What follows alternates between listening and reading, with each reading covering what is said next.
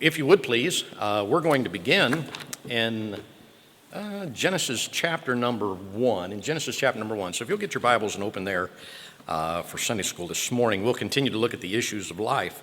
And while you're looking up Genesis 1, because it may take a minute, I'm going to go get some coffee.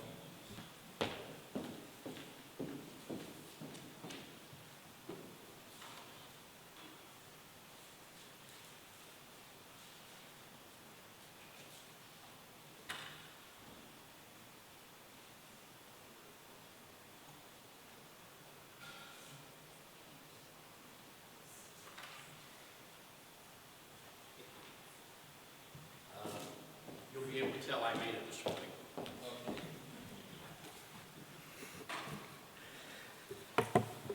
Genesis chapter number 1. We were finishing up last week on one of the issues of life, but I want to talk to you today about one of the others, and I think I'll be able to finish it up completely today, is what I have called and what all of us are going to have to deal with, no matter what your thought process are, no matter whether you're saved, lost, right with God, not right with God, and that is the law of sowing and reaping. We are all going to be dealing with that because God even refers to it in the New Testament when he says, it rains on the just and the unjust.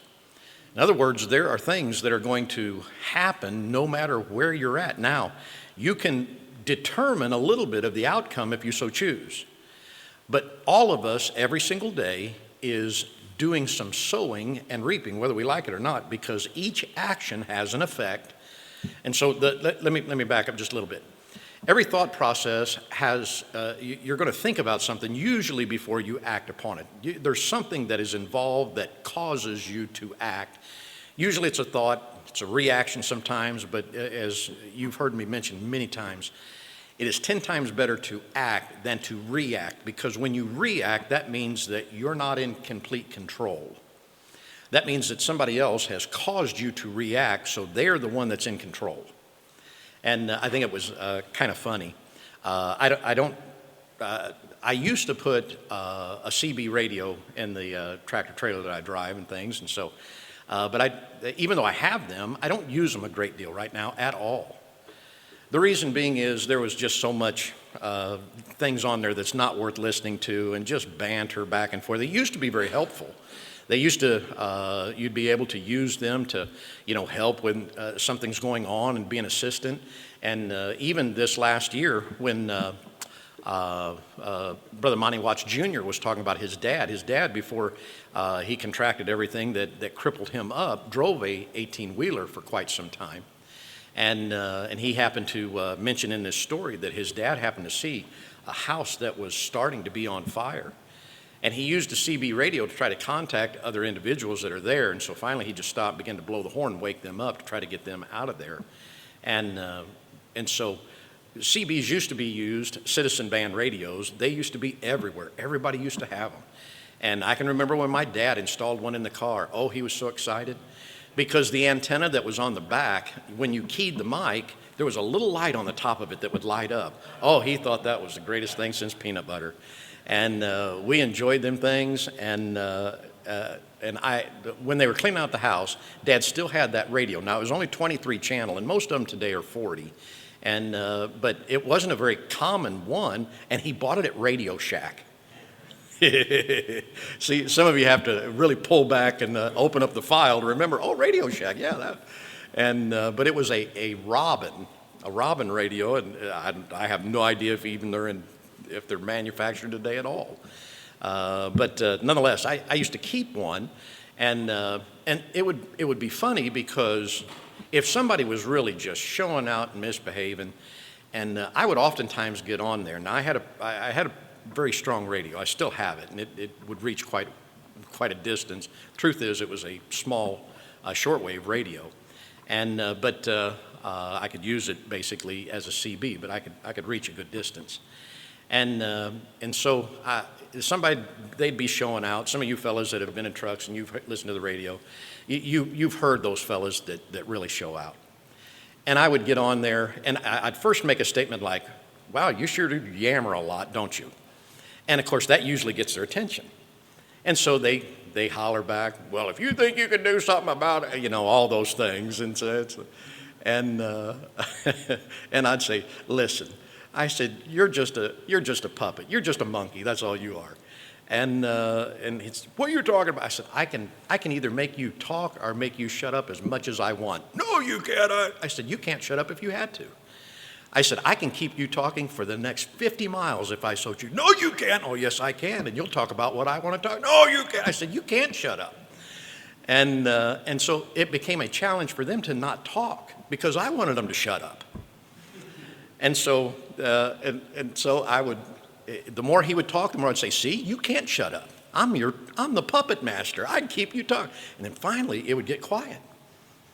That's what I wanted. So I was still the puppet master. But in that manner, there is always some action that we should take. Because when we react, we're not in control. But this is the way that it ought to work. And by the way, God talks about that in Scripture and gives us the idea of how to keep that control. And talks about in Corinthians, as far as your thought processes are mind, bring every thought into the subject of Christ. And in that manner, he is telling us that oftentimes you will not react because you've already thought through the best you can. And before you act and before you react to something, you will choose to act. Should I act? Should I react? And that will be the thought process. But in the law of sowing and reaping, it all works like this. The thought procedure, the thought produces an action. The action produces an effect. And the effect brings somewhat then of a definition or a result, if you will. We'll see that here in just a minute because I ask you to open your Bible to Genesis chapter number 1. And I want you to notice, if you would please, beginning in verse number 21, the Bible says this. And God created great whales and every living creature that moveth, which the water brought forth abundantly after their kind. Now keep that in mind if you would. Matter of fact, if you mark things in your Bible, this is a very interesting thing to mark because God is creating now, if you would, this law of sowing and reaping. And so in that manner, he said, after this kind. He goes on to say, which waters brought forth abundantly after their kind, and every winged fowl after his kind, and God saw that it was good. And God blessed them. Now that's interesting. Because when you bring forth that which is after the positive kind, there is a blessing that's connected to it. Verse 22 says this, and God blessed them, saying, be fruitful and multiply. So in other words, you're going to be experiencing this thing of sowing and reaping quite a bit. He said, and I intend for you to do that. It's going to be something that's very, one, natural. It's going to be some that's going to be very productive. And number 3, it can be blessed by God. So those 3 elements are connected to this sowing and reaping after their kind. And so it goes on to say in verse number 23, in the evening and the morning were the 5th day. Verse 24 says, and God said, let the earth bring forth the living creature after his kind. There it is again, cattle and creeping things and beasts of the earth after his kind. And it was so. And God made the beasts of the earth after his kind, and cattle after their kind, and everything that creepeth upon the earth after his kind. And God saw that it was good. So in that manner, we see that God created this law of sowing and reaping, so to speak, and he created it with the blessing that's attached to it. He said, and I want you to do it because it's going to be natural, it's going to produce something, and receive that blessing. He said, and in that manner, I see that it's good. And so in that's exactly what he was describing as far as this law of production, sowing and reaping. Now, look if you would please, because it doesn't stop with just those particular animals. Of course we know, and if we was to look through the earth, there was going to be things, and I didn't read the entire chapter, after that kind also. You're not going to plant corn and get a fruit tree. You're just not. You're going to get what you planted. You're not going to plant beans and then get sugar cane. It's just not going to happen. It'd be interesting if that were the case. What are you doing? Well, I'm planting this year. What are you planting? Really don't know. I'm just planting. We're going to see what comes up. No, you already have an idea of what it's going to be. And so in that manner, because if that was the case, it's like I'm planting things so that I can get a gold mountain. That's what I want. I want a mountain of gold. And it was kind of funny. It was interesting because there was a new farmer that moved to the land and bought him a little plot of ground and things of that nature. And he went to the co-op at the time, and he was going to buy a bunch of little chicks. So he bought 500 of them. took him back home, and things of that nature. A couple weeks later, he came back, and the man behind the counter said, "Hey, how's things going?" He said, "Well, not really so good." He said, "Well, what's the matter?" He said, "Well, all 500 of those chicks that you gave me, they didn't make it." He said, "What are you talking about?" He said, they're bred to be in good shape." He said, he said, "What happened?" He said, "I don't know." He said, "But not a single one of them made it." He said, "Huh." He said, "Did you water them?" He said, "Yeah, I gave them water." He said, "Well, did you feed them like you're supposed to?" "Yeah, I did." He said, "Huh." He said, "Can I get 500 more?" He said, "Yeah, you can." He said, "But this is odd." He said, so he sold him 500 more little chicks, and he took them out to the farm. And about a week later, he came back. He said, "You know what?" He said, "I'm going to have to get some more chicks." He said, "What in the world's going on?" He said, "Every last one of them chicks, didn't make it." He said, "Honestly, what's the problem?" He said, You're giving them water, right?" "Right." He says, "And you're making sure that they're getting fed and things." He said, "Yes, I've made sure that they have everything that I understand that they need." He said, "Well, what's the problem?" He said, "I can't figure it out." He said, "I tried burying them 6 inches deep the first time, then I only buried them 3 inches deep the second time, but none of them ever grow. They never come up." Sometimes you got to understand what you're dealing with too. And so in that manner, God says, if you do it the way that I'm telling you to do it, things will turn out good. And so he is giving that very same thing. So we understand that plants will bring forth, animals will bring forth. Look, if you would please, also in verse number 25.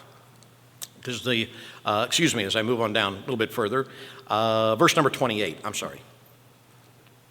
Because it said, "And God blessed them," of course, man and woman, and God said unto them, "Be fruitful and multiply, and replenish the earth, and subdue it, and have dominion over the fish of the sea, and over the fowl of the air, and every living thing that moveth upon the earth." Verse 29, God said, "Behold, I have given you every herb bearing seed which is upon the face of all the earth, and every tree in which the fruit of the tree yieldeth seed."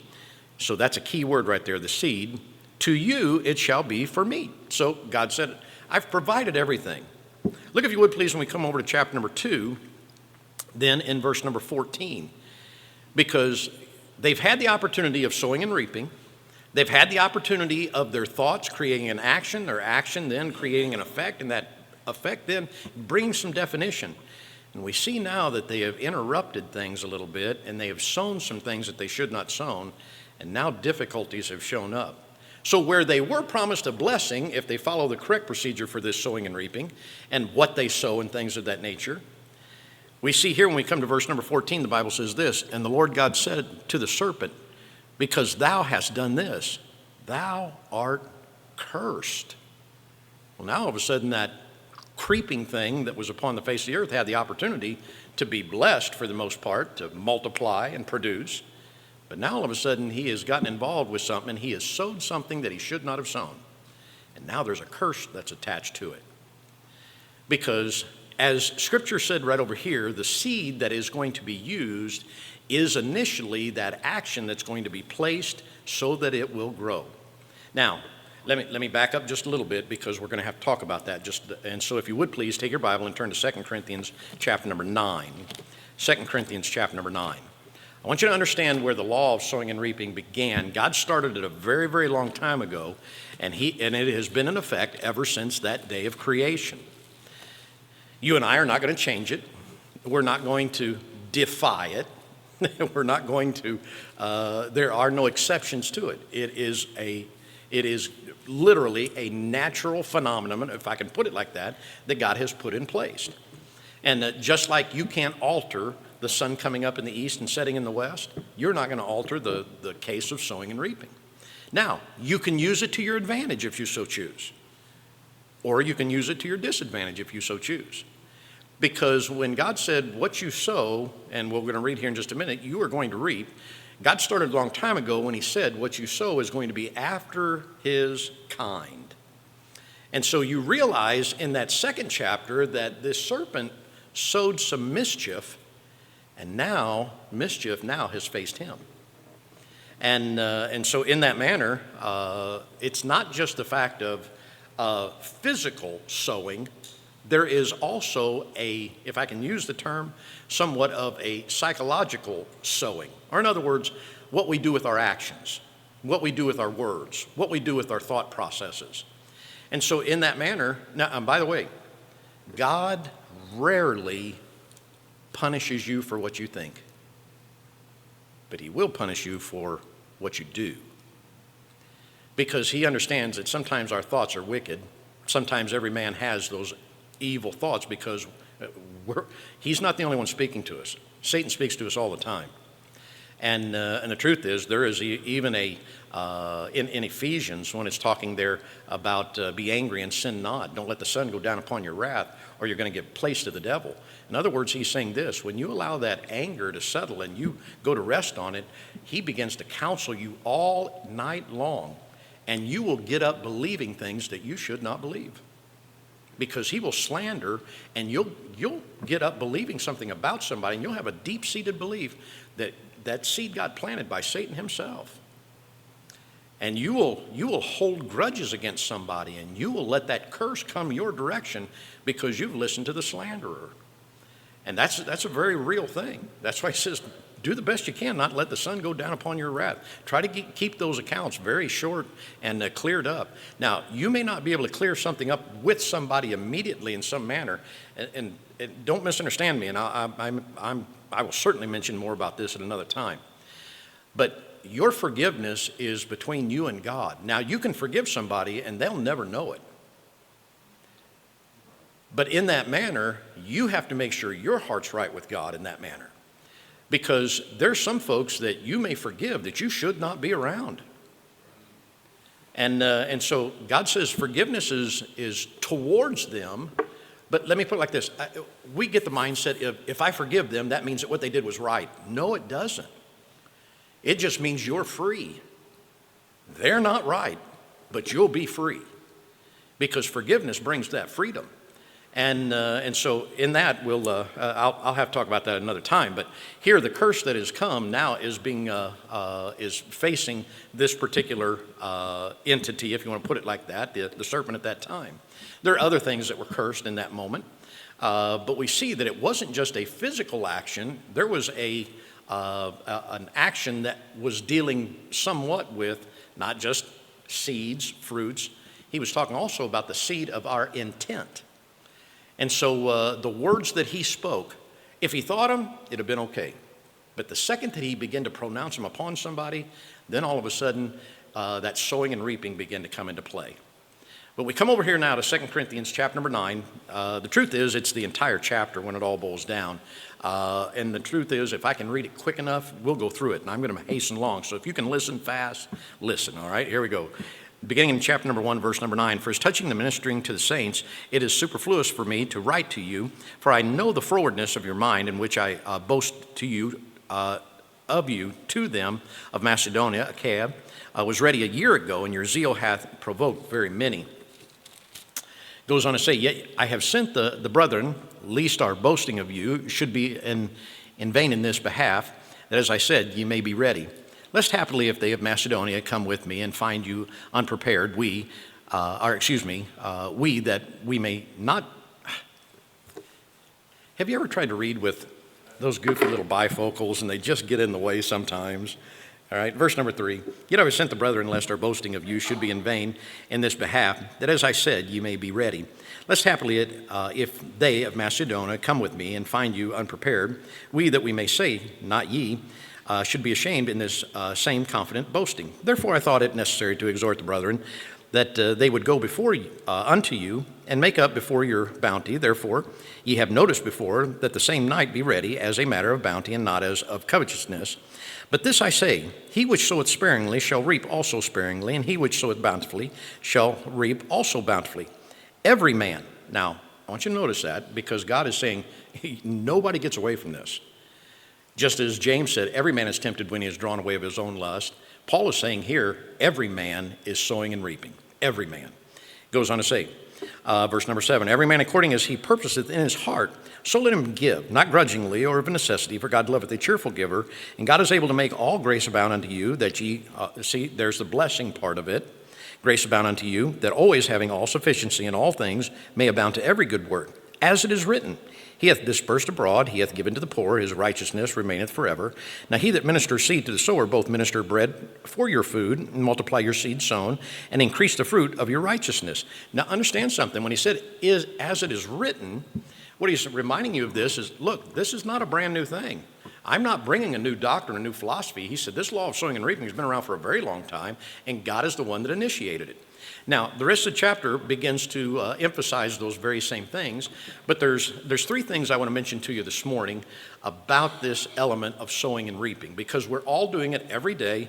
We understand it, we sometimes benefit from it, and sometimes we oftentimes bring about, if I may use this term, a little bit of a non-blessing. I almost hate to say curse, but that's a little bit of what it is. When you and I determine that we're not going to follow the principles that are here in Scripture.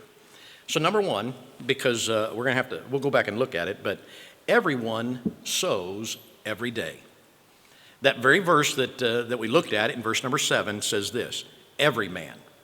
So in that manner, it is a reminder that we are all sowing. We are all sowing to the good, or we're sowing to the negative. And so in that manner, we have that opportunity. And notice in verse number 6, it says this, but this I say, he which soweth sparingly shall reap so sparingly. So he says, not only what you sow, which is the seed that is sown, but the amount that you sow is going to determine if you would, the bounty that comes your direction. So you and I have then the opportunity then to determine how much blessing we want to receive from God if we so choose. Let me mention three things about the seed that God provides for you and I. What I mean by that, it could be resources, it could be intellect, it could be administration, it may be abilities, it may be whatever it is that you can offer in some manner or another ends up being somewhat of a seed that may be sown. And so there's three ways that you can deal with it. In a little bit in the morning service, we will take up the offering.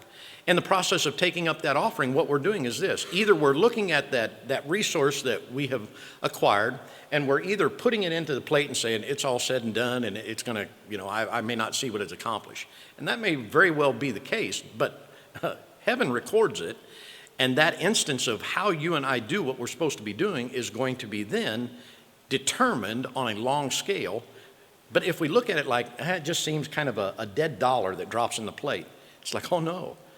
That is literally the thing that becomes the most alive when it all boils down. What I invest, what I use to give in that manner. Because, as I said, seed has three things. Either one, you either store it, and you do nothing with it whatsoever, and it doesn't acquire anything, it doesn't grow, it doesn't do anything. You can store it. And God says the things that you have, you can store. The intellect that you have, you can store it if you so choose. The things that you could do, you could store it and keep it all to yourself. You can store the things that have been provided to you. You can. And it's not necessarily an evil thing, but you're going to be sparingly then. But the second thing is this. You can consume it. It can be used for your own benefit, and it can do just that very thing. And so you can either store it, consume it, or you can plant it. Or that's the very thing. That is where the dynamic investment can come. And you can use it for a positive or a negative, because what you sow to or towards is going to be the thing. That's why God says, don't lay up treasures on this earth where moth and rust doth corrupt and where thieves will break in and steal. You know what's incredible? The more we have, the more we want to get insurance for it. And the more that we get insurance for it, the more they raise the rates. And the more expensive thing you get, the more insurance you want to have. And then the thing about it is I have a car sitting in my driveway right now. I haven't driven now in a number of months. And the truth is, I'm going to get rid of it. And because I can't do anything with it and don't want to do anything with it. But strangely enough, the other day, they still sent me the bill for the insurance. I said, I've not driven this car. How dare you? They don't care. They want you to pay for that. And the truth is, if I'm going to keep it and have it insured and have it licensed and things like that, I've got to pay for it. But why? I can't use it. It's not really something I can. Somebody saying, can I have it? You talk to me after church. I may just give it to you because right now it's more in my way than what I want. And so, but in that manner, does it run? Yes. Does it do what it could do? Sure. I mean, there's some issues with it, but the truth is, it's costing me more now to set than it does for me to do anything with. So you have to consider what you're sowing to and what you're doing with it. And because as the serpent did, it sowed some very negative things, and it received a curse to this day. So in that manner, you and I have the ability then to consider, if God is going to give me seed, and every day I have the opportunity then to sow it, I have the capability then to either store it, do nothing with it, to consume it and let it benefit me slightly, or I can invest what he gives to me and see the bounty that comes. Now, I could mention a lot of names that they have sown a lot of things, and it will not be to their benefit. We were talking yesterday in the car quite a bit, and in the process of talking, some of Mrs. Whitworth had mentioned one of the musicals. She had seen somewhat of I think a YouTube thing about it. And it was literally, what had happened was someone had given a book of photographs to either a museum or somebody or something along those lines. And inside that book of photographs, it was from one of the most high-ranking, if I can use, officials in the Nazi party of that day. And inside of it, there were pictures of Auschwitz and the events that went on. But the pictures portrayed it as more of a resort where the high-ranking officials there in Germany and others would go to kind of relax and have parties. And so they turned it into a musical, and I think it's Let Us Eat Blueberries or something like that. Here there are blueberries, because in one of the pictures they were holding up just a bunch of blueberries that they had found. And this whole musical and there were people that said, that was me. And it had just some pictures of people that were just evil. And so the names of those individuals are remembered for the seed that they sown of evil and destruction. And those 6 million Jews that were decimated during the Holocaust times. And the events so you have the opportunity to choose the seed that you're going to sow. Those seeds that are aggression and anger and negative, guess what? Yeah, you leave them alone. You let them stay in the barn. You let them rot and deteriorate, and nothing happen with them. You let those negative things sit. Don't even consume them, because they'll consume you. You leave them. But those things that are positive, you get them and you begin to broadcast them as much as you possibly can. And let that be a part, because God has said, as I said, number one, I said, everyone sows every day. That's the who. Number two, consider the seed. Consider the seed. I was mentioning that, the positive and negative. That's the what. How you and I live, for instance, some of you have been very gracious to me and my family on numerous occasions. And I thank God every single week of this world for it, as simple as it may be. It doesn't matter whether it's a little cake, a piece of candy. It doesn't matter what it is. I tell God thank you, because I know that whatever extent it took, I'm grateful for the thought, I'm grateful for the expression, I'm grateful for every bit of it, and I don't want it to go unnoticed.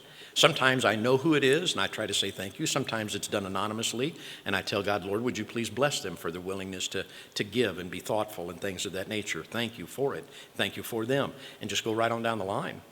Because I want that seed that can be given, that can be offered, that can be extended, to not stop with just that. I want it to continue on. I think the world kind of used it a little bit in the manner when they used to use the expression, even though you don't hear it as much anymore, pay it forward. Now, sometimes it happens in the drive-through, and you pay for the person behind you or whatever the case may be, and but anymore, I just try to use it on the app. That way I can't do it. And no, I'm just kidding, of course. But there's the occasion where some of those things, there's been times that Mrs. Whitworth has pulled up and she's purchasing something in a drive-through, and the person opens the window and said, the person in front of you paid for yours. And she says, thank you. And there was one time, she would maybe try to pay for the person behind it, but the person that said, this individual paid for yours. She said, well, how much is the one behind me? And the girl looked at the thing and said, oh, you don't want to pay for theirs. Oh, you don't. And so, And so in that manner, I'm glad at least somebody's watching out for her. And so, but notice, if you would, please, you're still there in 2 Corinthians chapter number 9. Let's go down, if we could, please, in verse number 11. Now, we're talking about sowing and reaping, sowing sparingly, and things of that nature. Remember, everyone sows every day. So verse number 7 says everyone is going to sow.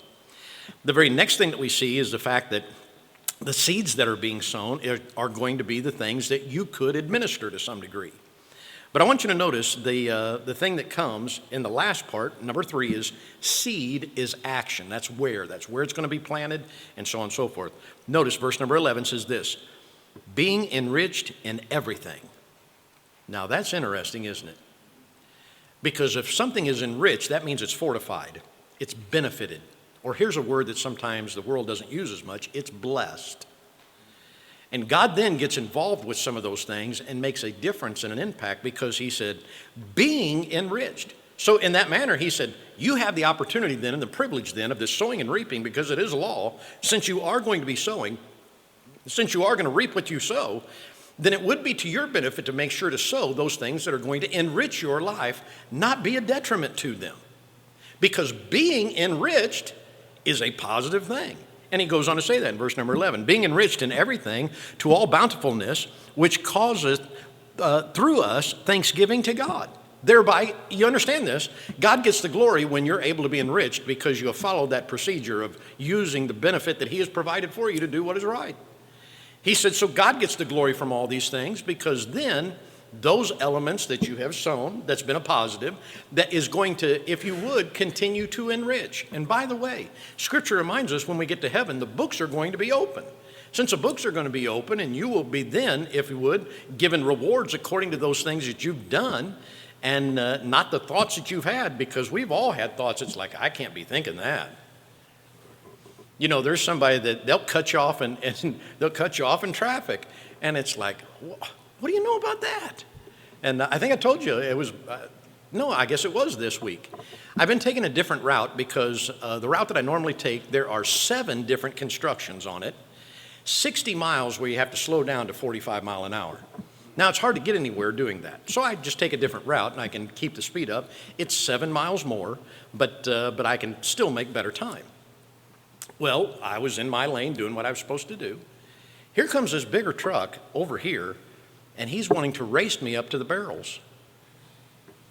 And I'm thinking, I mean, we were almost there. I was barely puttering along, and I see him in my mirror. He's flying up here. This idea, and whoever, forgive me, Lord, and this is where I'm going to sow some things I probably shouldn't sow. But whatever chucklehead came up with this zippering idea, run right up to the very end, and then try, whoever that was does not love Jesus. I'll tell you that for a fact. That's all I know. Because that is the craziest idea in the whole world. But nonetheless, and when he got up to the barrels, he just came right over onto me. And I'm not going to drive off in the ditch. And so I get on the brakes real hard and things of that nature, and he barely skidded by. And I'm thinking, that guy's a genius. Because he won't do that all the time. There'll be somebody that says, you're going to hit them barrels or you're going to hit me. And you'll hit the barrels and get away with it. You hit me and it's going to be insurance. And so in that manner, you know, there's always somebody that wants to push things to the limit. And God says, what you sow, you're going to reap. It will come. It's a reminder of this. I was on that CB radio, as I was telling you before. There'd be folks, they'd say some of the craziest things and just vile things sometimes. And I'd have to remind myself, you know what? In the next 2 minutes, I'll never hear them again. But they've got to live with themselves for the rest of their life. And so in that, there's some things to consider. Because like I said, you consume that negative enough, you'll become negative. You will. And so, and by the way, I could explain that just a little bit, and I will in 30 seconds. In Genesis chapter number 1, chapter number 2, chapter number 3, we have the events where God created. We see sin that entered into man, and children were born. Cain, Abel, others, brothers and sisters, that Adam and Eve. Finally, when we come down to the end of one of the other chapters, and I believe it may be chapter 4, it said Seth was born. The Bible says, and then men began to turn towards God. they had consumed that negative to a point to where finally, somebody started thinking about God again. Just think, when you allow that negative to kindly begin to come in, you consume it, it will have an effect. It will. We go on down through the rest of the chapter, and it explains. Let me read the very last thing here, if I may. Verse number 14 says this, "And by their prayer for you, which long after you for the exceeding grace of God in you, thanks be unto God for his unspeakable gift." You understand, this law of sowing and reaping is not just a curse, it's a gift. You can use it to your advantage. Father, I do ask that you'd please bless the Sunday school hour. Thank you again for your kindness, and I ask, Lord, that you'd please help us now to recognize we're all going to have to deal with it in some manner or another. And so I ask that you'd please just help us, Lord, to follow your principles, follow your will, and do what we can to accomplish the things that we should for thy sake. Thank you again for all that you do, and we ask now for your help in Jesus' name. Amen.